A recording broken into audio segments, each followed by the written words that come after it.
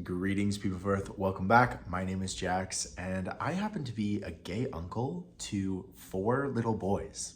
Believe it or not, I don't even have a niece yet. This is crazy. But it's got me thinking. I think gay men are very hesitant to give advice to parents, particularly because very few gay men find themselves to be parents themselves.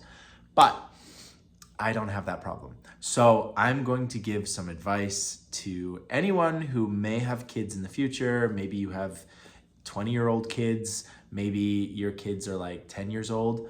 I'm going to give you some advice based on, if your kid might be gay, if your kid might be just different, they don't fit in. They're a little bit, out of the ordinary. I thought I would give you some advice based on my experience, what my parents did good, what my parents did bad in my upbringing as a gay boy.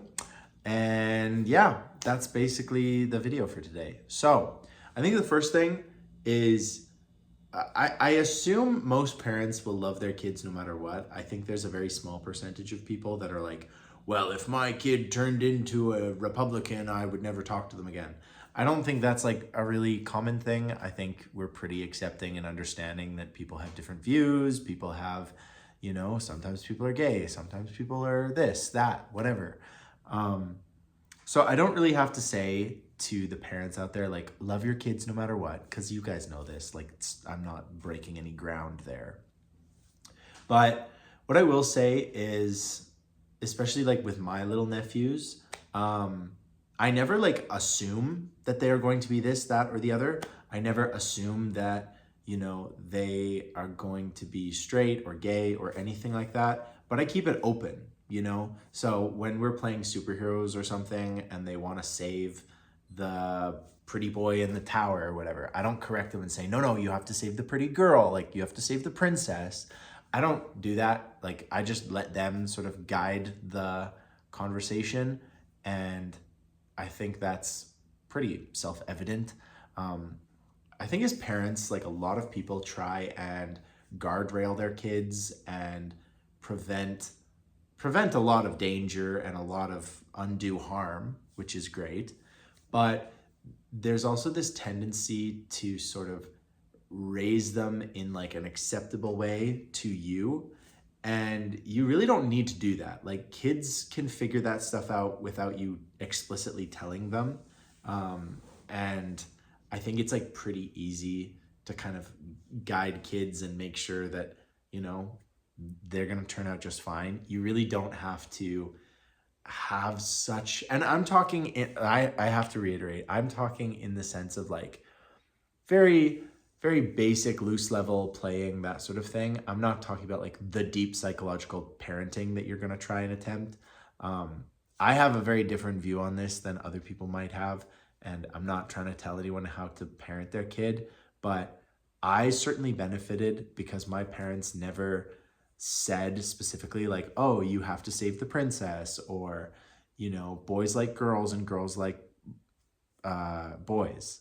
Like, my parents never did that kind of stuff. They left it pretty open-ended. They didn't like, you hear sometimes nowadays about parents who don't give their kid a gender and wait until the kid decides their gender. My parents didn't do that. Like, we were given dirt bikes and raised on a farm, and there was a lot of masculine stuff, but my brother and I really like jived to that. We like that stuff. Like, to this day, I enjoy getting into a machine and tinkering. So in that regard, like, my parents didn't specifically like set me down and be like, you will be raised a boy. They just did what was natural to them. They were both farmers. Both of their parents, all 4 of my grandparents were farmers. Like, it's just what we did. And so there wasn't any like specific like, oh, we're going to raise them without gender or anything. But my parents always had the possibility in their head, like, oh, one of our kids could be gay. One of our kids could be different, and we don't want to exclude them or make them feel weird.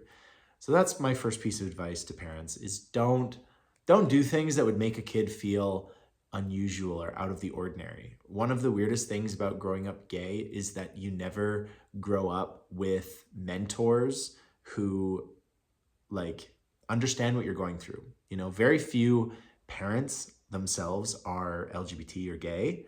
And so when you grow up in a family where you're the only gay person, it's weird. You don't have a mentor to directly guide you. And what's kind of worse is you have mentors in your life that are trying to give you advice based on their life experiences, which are totally different than your life experiences. So the best bet is just go into it without an agenda and maybe just ask questions and let them lead the playtime, let them lead the conversation sometimes. And the next thing isn't necessarily directed to specifically like LGBT kids, but just kids who are different in general. I'm on the spectrum. I have learning disabilities. I have dyslexia. Like I have a bunch of stuff. I have like an attention deficit problem. Like I got a whole bunch of fun stuff in me, apparently diagnosed, whatever you want to call it. But one of the things that I really benefited was my parents always talked to me like a little adult. And you might think, oh my gosh, that sounds absolutely awful. Like what? Huh? Excuse me? But it was actually so nice. So, and I do this with my nephews, so I know it works. You do not have to baby talk or hide things from kids, believe it or not. I know our society is all about protect the children and all this stuff, and that's great. Obviously, we got to protect them from harm. But you can actually talk to kids, especially when they get to about 2.5, 3 years old, like little adults. So if my nephew starts acting up, his mother and myself can just explain to him like, oh, I'm sorry, like we can't do it this way because this, or no, we can't stop at the train store because we don't have enough time and we need to get home and have dinner and do this and do that. Kids get that stuff. You know, if your kid is a well-adjusted human being that understands the language you speak, you are actually able to communicate with them in a really logical, level-headed way. And the kid will almost 9 times out of 10 understand and go, oh, okay, I get that. My parents did this to me, especially my dad and my grandfather. They were really good at explaining things in a way that I would understand at any age why it had to be this way or why this was happening. And as a kid, you really don't understand a lot of what's going on in the world, but you can understand your parents and what they're trying to do. And you can understand like the motivation for like, oh, sorry, you can't have a tantrum in the middle of the grocery store because it's rude for other people and you have to be mindful of other people. It is embarrassing. It's not the right time to be doing that. You need to be able to use your words to communicate what's going on. And so my parents and extended family have always spoken to me as though I was a human being and not some dumb little animal or something. And that has been a huge benefit. Not only did it make me more eloquent and understand language better and just be more rational and have some good common sense built into me, but it was also more respectful. You know, I see a lot of people that sort of like lie to their children, or they make up things and say, oh, well, you can't have sugar because if you do, your hair will fall out. And like kids will like figure that out and figure out that you're lying. And then you'll be shocked at why they don't believe you and why they don't follow what you say, you know? So my parents were always super honest. And to this day, if my parents say something, like 9 times out of 10, I'm just gonna do it because, you know, they've never needed to lie or try and persuade me in some underhanded or manipulative way. And I really respect that. And if I have kids one day, like that is absolutely the strategy that I'm going to have. The final thing definitely relates to being LGBTQ, whatever you are. It certainly relates to this. And that is just keep an open mind, you know? I don't think you should ever directly confront your kid about being gay. The whole point of coming out is that it's on their terms, it's on their dime, it's their choice. And I've seen parents that will just like sit the kid down and be like, so you're gay.